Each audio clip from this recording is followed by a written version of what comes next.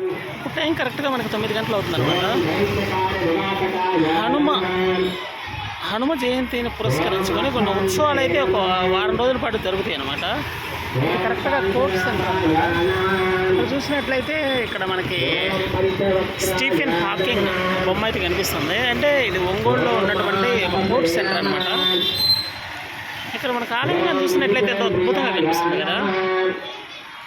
ఇక్కడ చూస్తే మనకి లైటింగ్ అనేది కానీ ఎక్స్ట్రాడినరీగా ఉంది.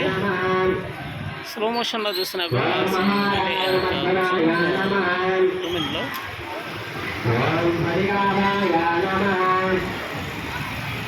అంటే ఒంగోలులో కూడా ఒక ప్రసిద్ధమైన ఏన్షియంట్ టెంపుల్ అని చెప్పుకోవాలి. ఏన్షియంట్ అంటే పురాతనమైన మీనింగ్ వస్తుంది అనమాట. ఇది చాలా అద్భుతంగా ఉంది కదా. సో ఇది జనరల్గా ఉన్నటువంటి ఇది జనరల్ కోర్ట్ రోడ్ అనమాట.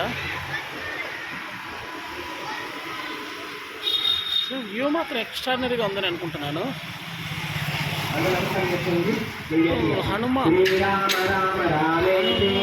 హనుమ ఉత్సవాలను పురస్కరించుకొని చేస్తున్నటువంటి టెంపుల్ అనే చెప్పాలి. చాలా బాగుందనే చెప్పాలి టెంపుల్. ఇది ఒక ఏన్షియంట్ టెంపుల్ కాబట్టి ఇక్కడ ఇటువంటి దైవ సంబంధిత కార్యక్రమాలు బాగా చేస్తుంటారు. జనరల్గా అయితే మనకు వినాయక చవితిని, శ్రీరామనవమిని ఇట్లా చేస్తుంటారు. కానీ ఇక్కడ స్పెషాలిటీ ఏంటంటే ఈ టెంపుల్స్ కూడా కొంచెం బాగా డెవలప్ చేశారనమాట. అంటే ఇటు రామాలయమని